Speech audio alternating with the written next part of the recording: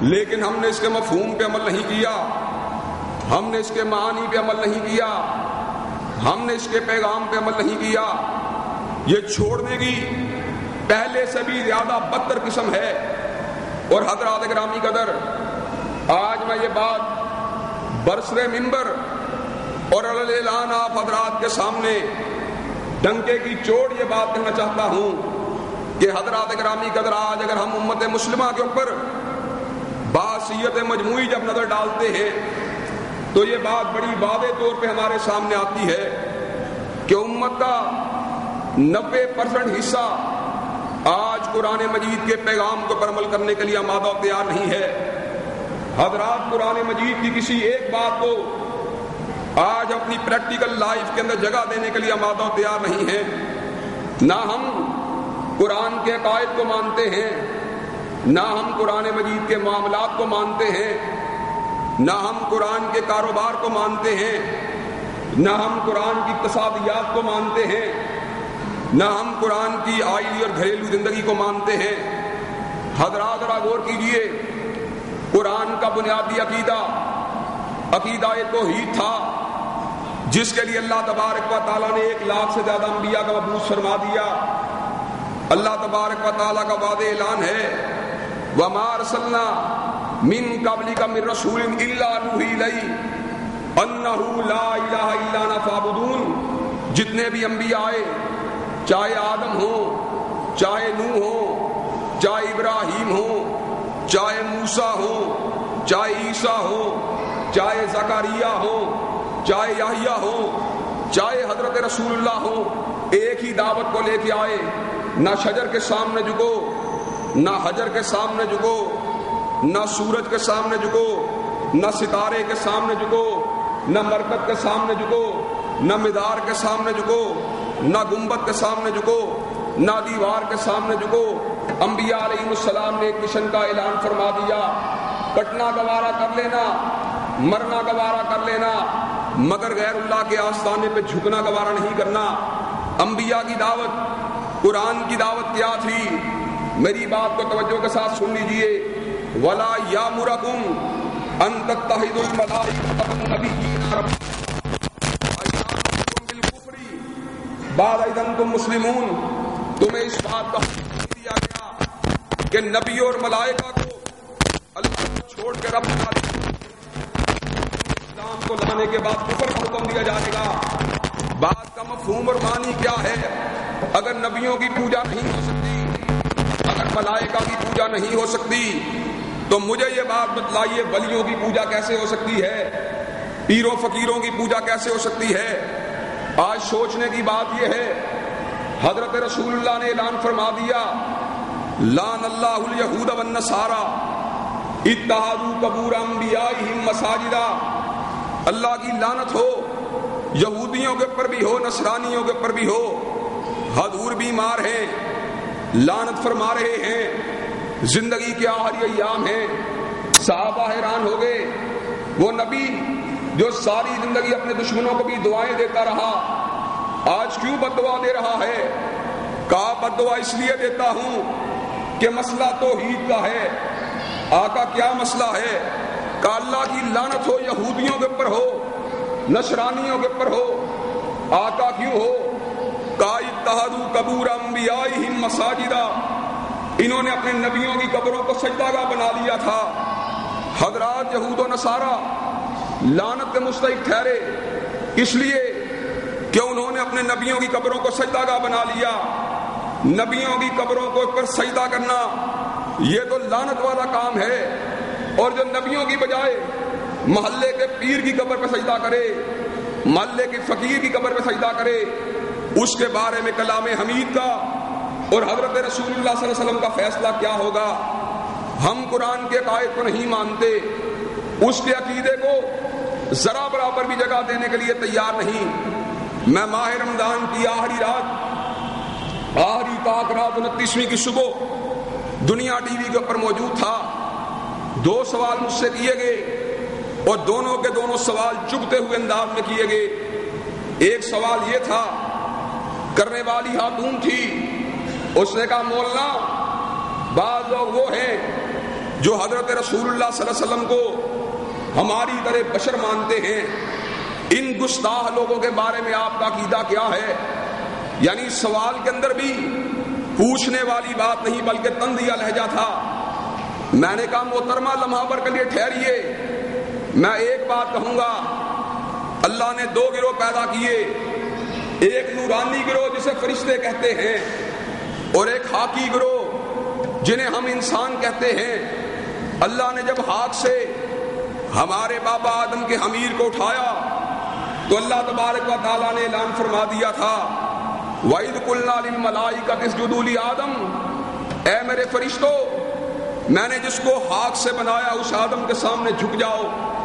میں نے کہا نور جھک گیا، خاک کے سامنے جھک گیا، مجھے یہ بات بتلاؤ جھکنے والا گروہ افضل ہے کہ جس کے سامنے جھکا گیا وہ گروہ افضل ہے؟ جب آقا ہم ان کو نور کہیں گے تو وہ جھکنے والے گروہ میں شامل ہوں گے، جب ان کو خاکی کہیں گے، آدم کا بیٹا کہیں گے، تو وہ اس گروہ میں شامل ہوں گے جس کے سامنے اللہ نے نوریوں کو جھکنے کا حکم دیا تھا۔ میں نے کہا باقی رہی یہ بات کہ معاذ اللہ ثم معاذ اللہ، کیا ہم حضرت حضور والا کو اپنے برابر کا سمجھتے ہیں؟ میں نے کہا ایسی کوئی بات نہیں، ان محمدن بشر ولیس کالبشری وان یاقوت حجر ولیس کالحجری، یقیناً رسول اللہ بشر ہے لیکن ہر بشر ایک جیسا تو نہیں ہوتا۔ جس طرح یاقوت بھی تو ایک پتھر ہے لیکن زمین کے اوپر پڑی کنکریاں یاقوت کا مقابلہ تو نہیں کر سکتی۔ ایک اینٹ وہ ہے جو بیت الخلا کی دیوار کو لگتی ہے اور ایک اینٹ وہ ہے جو اللہ کے فضل و کرم سے بیت اللہ کی دیوار کو لگتی ہے۔ کیا تم دونوں اینٹوں کو برابر سمجھتے ہو؟ میں نے کہا ہم محمد علیہ السلام کو بشر مانتے ہیں اس لیے کہ اللہ نے کہا، لیکن مقام کا عالم کیا ہے؟ ہم باپ کو حضور کے برابر نہیں مانتے، ماں کو حضور کے برابر نہیں مانتے، دادا کو حضور کے برابر نہیں مانتے، عالم کو حضور کے برابر نہیں مانتے، مجتہد کو حضور کے برابر نہیں مانتے، مجدد کو حضور کے برابر نہیں مانتے، صحابی کو حضور کے برابر نہیں مانتے، تابعی کو حضور کے برابر نہیں مانتے، نبی اللہ کو حضور کے برابر نہیں مانتے، آدم کو حضور کے برابر نہیں مانتے، ابراہیم کو حضور کے برابر نہیں مانتے، موسیٰ کو حضور کے برابر نہیں مانتے، عیسیٰ کو حضور کے برابر نہیں مانتے، مشرق والوں کو حضور کے برابر نہیں مانتے، مغرب والوں کو حضور کے برابر نہیں مانتے، پچھم والوں کو حضور کے برابر نہیں مانتے، پورب والوں کو حضور کے برابر نہیں مانتے۔ ہمارا عقیدہ یہ ہے قل یا ایھا الناس انی رسول اللہ الیکم جمیعا، کائنات کے لوگوں سن لو، آج وہ آیا ہے جو عربیوں کا بھی بڑا، جو اجمیوں کا بھی بڑا، جو مشرق والوں کا بڑا، جو مغرب والوں کا بڑا، جو شمال کا بڑا، جو جنوب کا بڑا، سارے زمانوں کا بڑا، سارے مکانوں کا بڑا۔ میں نے کہا سن لو، ہم حضور علیہ السلام کو صرف اور صرف مکانوں کا امام نہیں مانتے بلکہ زمانوں کا بھی امام مانتے ہیں۔ ہم حضور کو کیلنڈر کا بھی امام مانتے ہیں اور گھڑی کی سوئیوں کا بھی امام مانتے ہیں۔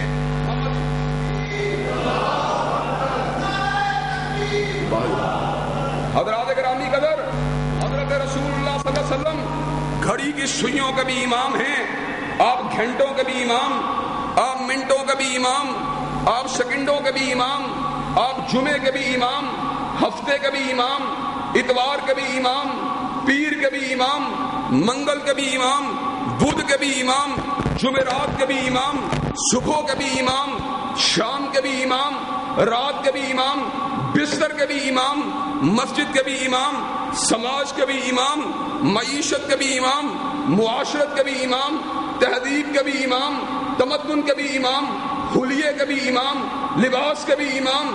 جو حضور علیہ السلام کی امامت کو کسی زمانے میں نہیں مانتا، جو حضور کی امامت کو کسی مکان میں نہیں مانتا، وہ مسلمان ہونے کا دعویٰ کر سکتا ہی نہیں ہے۔ اور حضرات گرامی قدر، دوسرا سوال یہ تھا کہ کیا حضرت رسول اللہ صلی اللہ علیہ وسلم کو علم غیب تھا؟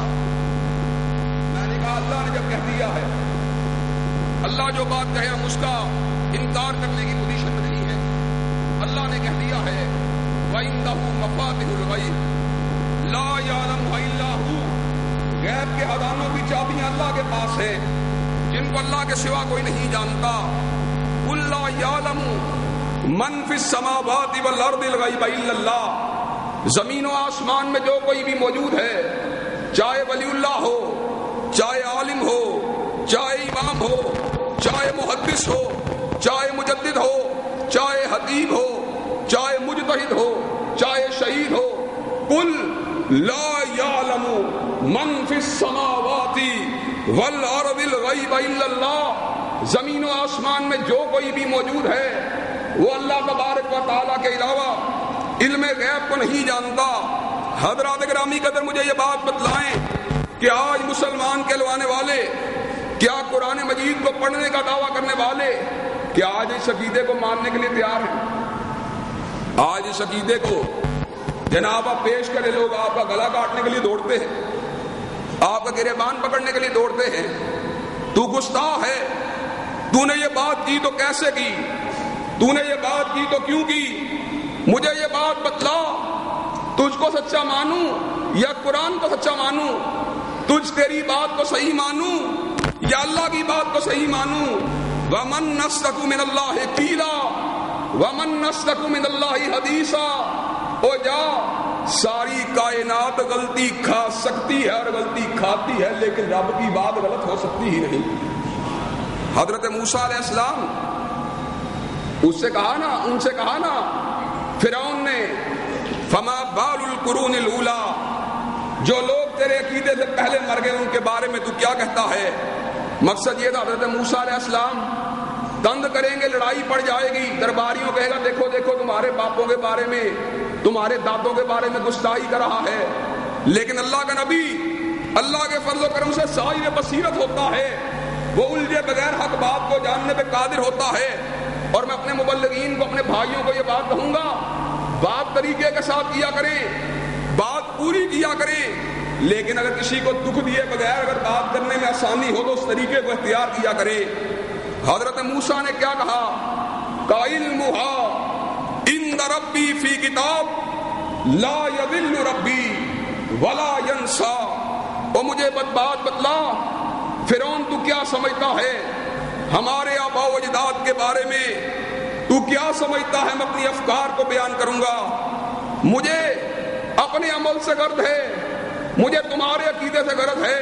جو چلے گئے دارالعمل سے نکل گئے، دارالجزا میں چلے گئے، ان کے بارے میں میرا عقیدہ کیا ہے؟